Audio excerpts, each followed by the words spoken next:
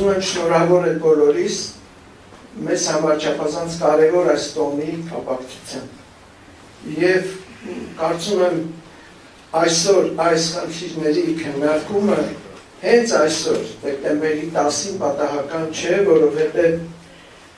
անհնարին է նման խնդիրներ լուծել առանց ինստիտուցիոնալ հարցերի վերաբերյալ հստակ պատկերացում ունենալու, որի հիմքում նաև որպես կանոն միշտ սահմանադրություն է։ Իրավիճակի գնահատումը չափազանց կարևոր է, թեև վստահ եմ բոլորի համար դժվար չի գնահատել այսօրվա իրավիճակը։ Այնուամենայնիվ արձանագրենք դրանք, որովհետև դրանք ունեն նաև կարևոր ազդեցություն խնդիրների լուծման վրա։ Արցախն օկուպացված է։ Արցախի ժողովուրդը ենթարկվել է էթնիկ զտումների ու ցեղասպանության ռազմական ագրեսիայի արդյունքում բռնի դուրս մղվելով հայրենի հողից։ Արցախի խնդիրը միջազգային քաղաքական ատյաններում մնացել է անտեր։ Հայաստանի իշխանությունները Արցախի անվտանգության երաշխավորից վերածվել են հակաարցախյան ճակատի առաջատարի, նպատակ ունենալով մոռացության տալ Արցախը եւ այն դարձնել մանրադրամ իրենց կասկածելի նպատակներին հասնելու համար։ Միջազգային իրավունքի կոպիտ ոտնահարմամբ առանց հակամարտության գլխավոր կողմի Արցախի համաձայնության լուծարվել է ԵՀԿ Մինսկի խումբը։ Հայրենազրկվելով Արցախի ժողովուրդն ունեցել է մարդկային, նյութական, բարոյահոգեբանական ծանր կորուստներ։ Ադրբեջանի հետ նախաստորագրված համաձայնագրով Հայաստանը պարտավորվել է հետ վերցնել արդարադատության միջազգային ատյաններում հարուցված գործերը։ Ադրբեջանը Հայաստանի Հանրապետությունից պահանջում է փոխել սահմանադրություն եւ ընդունել 300,000 ադրբեջանցի փախստականների։ Հայաստանը միջազգային հարաբերություններում այսօր չունի քաղաքական գործիքներ կիրառելու համար իշխանապետության։ Նոր աշխարհակարգի ձևավորման մրցակցությունը թևակողել է կոշտ բախումների փուլ եւ ազդեցիկ պետությունները ցանկացած միջոց փորձում են օգտագործել իրենց դիրքերն ամրապնդելու համար, անգամ խախտելով օրինականությունն ու ձևավորված ավանդույթները։ Այդուհանդերձ վերադարձն այլընտրանք չունի։ Իհարկե առանցին անձին խմբեր կազմակերպություններ փորձում են հնարավորինս ծառայել այդ նպատակին։ Մասնավորապես քիչ առաջ Արմինե Ալեքսանյանը խոսեց Վարդան Օսկանյանի գլխավորած հանձնախմբի աշխատանքների մասին։ Կարևոր է, որ նման քայլեր կան, նման նախաձեռնություններ կան։ Սակայն ակնհայտ է նաև, որ նման բարդ իրավիճակում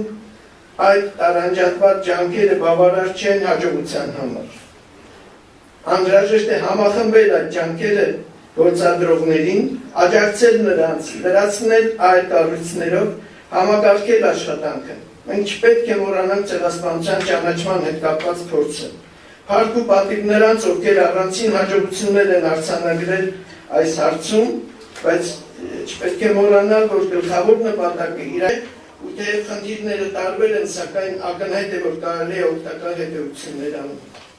Նման բազմավեկտոր ու բարդ խնդիր լուծելու համար շատ կարևոր է ունենալ ամուր կամք, ճիշտ հայեցակարգ ու իրատեսական ռազմավարություն։ Արցախահայությունը բազմիցս ապացուցել է, որ ամուր կամք ունի եւ ստեղծված իրավիճակում պետք է դառնա իր դատի տերն ու առաջամարտիկը, իհարկե Հայաստանի ժողովրդի ու սփյուռքի ամուր աջակցությամբ։ Սակայն կարևոր է հստակեցնել հակամարտության կարգավորման նոր փուլի հայեցակարգը։ Ինչպես հակամարտությունների կարգավորման գործընթացներում, այս դեպքում ևս մի շարք բաղադրիչների կողքին հատկապես կարևորվում են քաղաքականն ու իրավականը։ Քաղաքական բաղադրիչի առանցքային գաղափարը Ղարաբաղյան հակամարտության կարգավորված չլինելն է։ Հետևաբար ջանքերը պետք է ուղղվեն Ադրբեջանի կողմից ռազմական ագրեսիայի, ռազմական ու մարդկության դեմ ուղղված հանցագործությունների կատարման հաստատմանը համապատասխան միջազգային ատյաններում։ Սրան զուգահեռ կարևոր է արցախցի փախստականների անվտանգ վերադարձի ու հայրենի տարածքներում անվտանգ կենսագործունեության պայմանների ապահովումը, միջազգային մանդատ ու համապատասխան լիազորություններ ունեցող խաղաղապահների տեղակայման Արցախում եւ ժամանակավոր արտաքին կառավարման հաստատման։ Չափազանց կարևոր է, որ շարունակաբար արձանագրվի, որ հաղթականների խնդիրն առաջացել է խաղաղ պայմաններում Արցախի ժողովրդի ինքնորոշման իրավունքի իրացման ընթացքում ԵԱՀԿ հովանու ներքո բանակցությունների գործընթացի խափանման միջոցով։ Վերջին շրջանում նկատելի է, որ որոշ օտարերկրյա խորհրդարանական խմբեր կամա թե ակամա փորձում են խնդիրը ներկայացնել մարդու իրավունքների խախտումների տեսակետից։ Ակնհայտորեն դա տանում է խնդրի աղճատման ու խափանման։ Մի քանի օտարերկրյա խմբերի կողմից աջակցության արձանագրումը խնդիրը որպես մարդու իրավունքների խախտում ձևակերպելու գնով վտանգում է գործընթացի բնույթը եւ նպատակին հասնելը։ Խախտված է Արցախի ժողովրդի ինքնորոշման իրավունքը։ Սա պիտի լինի մեր բոլոր գործողությունների հիմքը եւ մեր բոլոր դիրքորոշումների հիմքը։ Հետևաբար վերադարձը չպետք է լինի ինքնանպատակ, այլ պետք է դառնա առաջին քայլը խախտված ինքնորոշման իրավունքի վերականգնման եւ իրացման համար։ Առանցքային նշանակություն ունի այն հանգամանքը, որ բանակցային գործընթացը ավելի քան 2 տասնամյակ վարել են ՄԱԿ-ի անվտանգության խորհրդի 3 մշտական անդամների երկրների ներկայացուցիչները որպես համանախագահներ։ Համանախագահ երկրները որպես անվտանգության խորհրդի 5 մշտական անդամներից 3-ը պատասխանատվություն են կրում ՄԱԿ-ի կանոնադրության միջազգային իրավունքի այլ հիմնարար փաստաթղթերի կոպիտ ոտնահարումների համար եւ պարտավոր են արձագանքել դրանց։ Նրանք բազմաթիվ փաստաթղթեր են ընդունել, որոնցով 2007 թվականից մինչև 2021 թվականը հաստել են, որ Լեռնային Ղարաբաղի հակամարտությունը ինքնորոշման հակամարտություն է, որը պետք է լուծվի ինքնորոշման իրավունքի հիման վրա։ Այս ամենը բազմիցս հաստատել են ՄԱԿ-ի, Եվրամիության, Եվրոպայի խորհրդի պատասխանատուները։ Ռազմական ու մարդկության դեմ կատարված հանցագործությունների մասին արձանագրումներ են ունեցել տարբեր միջազգային կազմակերպություններ ու մասնագիտական միջազգային միավորումներ։ Տարբեր խմբեր ու անհատներ զբաղվել են Ադրբեջանի հանցագործությունների վերաբերյալ փաստահավաք գործունեությամբ։ Բացառիկ նշանակություն ունի այդ աշխատանքների համակարգումը, փաստական նյութի վերլուծությունն ու դասակարգումը, արխիվացումը համապատասխան միջազգային հաստատություններ ներկայացնելու համար։ Միջազգային իրավունքի հիման վրա վերադարձի իրավունքի իրացումը նույնպես իրավաքաղաքական հայեցակարգի կարևոր հատվածներից մեկն է։ Խնդրի արկայությունն ու լուծման անհրաժեշտությունը փաստել են Եվրոպական խորհրդարանի բանաձևերը, Արդարադատության միջազգային դատարանի 2023 թվականի նոյեմբերի որոշումը, որով Ադրբեջանին պարտավորեցվում էր ապահովել բոլոր արցախահայերի անվտանգ, անարգել եւ արագ վերադարձը։ Այս ձևակերպումները հաստականների իրենց բնակության վայրեր վերադառնելու մասին միջազգային իրավունքի նորմերի կիրառումը իրական արդյունք կարող է տալ միայն Արցախում միջազգային խաղաղապահ ուժերի տեղակայման պարագայում եւ հետագայում Արցախի ժողովրդի ինքնորոշման իրավունքի իրացման դեպքում։ Հակառակ դեպքում վերադարձը կարող է վերածվել ևս մեկ ավերտի ու կամավոր արտագաղթի ադրբեջանական իշխանությունների ճնշումների ներքո։ Վերադարձի խնդրի հետ անմիջականորեն կապված է Արցախի ռազմական ու քաղաքական ղեկավարության Բաքվում պահվող հատվածի վերադարձի խնդիրը, որը նույնպես արծարծվում է նշված փաստաթղթերում։ Վերադարձի խնդրի օգտագործման դեմ երբեմն հակադրվում է այն ենթադրությունը, որ այդ դեպքում դուռ է բացվում Ադրբեջանի պահանջի համար, ըստ որի 300,000 ադրբեջանցի պետք է վերադառնա Հայաստան։ Ակնհայտորեն սա շահարկում է, քանի որ Ադրբեջանից Հայաստան փախստականների վերադարձը համադրելի է ոչ թե արցախահայերի վերադարձի հետ, այլ հակամարտության սկզբում 80-ականների վերջին ու 90-ականների սկզբին Ադրբեջանից հայ փախստականների դեպքի հետ, որոնց թիվը զգալիորեն գերազանցում էր ադրբեջանցի փախստականների թիվը։ Զարմանալիորեն չեն արձակվում Ադրբեջանից այդ հայ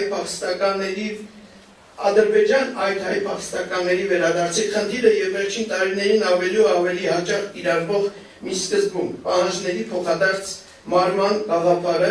որոնց արձակման դեպքում կմարի Ադրբեջանի ողջավորությունը փախստականների վերադարձի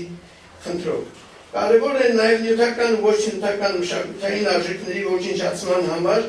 Ադրբեջանի պատասխանատվության խնդիրը, համակարգված ու կազմակերպված քարոզչության խնդիրը եւ այլն, որոնք ցույց են բարձրացվեն մյուս զեկուցումներում եւ ելույթներում։ Ակնհայտ է, որ Լեռնային Ղարաբաղի խնդրի կարգավորման իրական շրջանակները ներառում են բազմաթիվ ուղղություններ ու մի շարք ոլորտներ։ Դա չափազանց բարդ խնդիր է։ Դա փաստում է նաև 2024 թվականի դեկտեմբերի 16-ին Արցախի Հանրապետության նախագահի հրամանագրով հաստատված Արցախի Հանրապետության պետական ինստիտուտների պահպանման ու գործունեության շարունակականության ապահովման ռազմավարությունը։ Այն ոչ միայն պետք է իրագործվի որպես իրավական ուժ ունեցող փաստաթուղթ, այլ նաև կարող է դառնալ ռազմավարություն հակամարտության կարգավորման այս նոր փուլի համար։ Իսկ դրանում նկարագրված ոլորտային ծրագրերը մշակվելու եւ կիրառվելու դեպքում վերադարձի ծրագրային հենք։ Այս ամենը իրականացնելն ու անիվը հետ շրջելը անգամ այստեղ նստածների մի մասին կարող են անիրական թվալ։ Իհարկե կարելի է թվարկել մի շարք լուրջ անբարենպաստ գործոններ, բայց հիշեցնեմ մի քանի բան։ Երբ այս ամռանը Միացյալ Նահանգների նախագահ Թրամփը հայտարարում էր այն մասին, որ պետք է Գազայի 2 միլիոն պալեստինցիներին տեղափոխել այլ երկրներ ու երկարամյա այդ հակամարտությունը կլուծվի, ոչ ոք չէր մտածում, որ ընդամենը 1-2 ամիս անց նա կհրաժարվի այդ անհեթեթ մտքից ու կառաջարկի անհամեմատ ավելի ողջամիտ պլան։ Անցած դարի 90-ականների սկզբին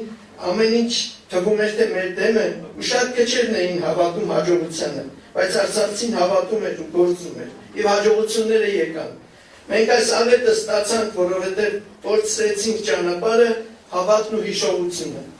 Այնպես որ մնում է լծվել այդ շատ բարդ, տևական, սակայն այլընտրանք չունեցող գործին։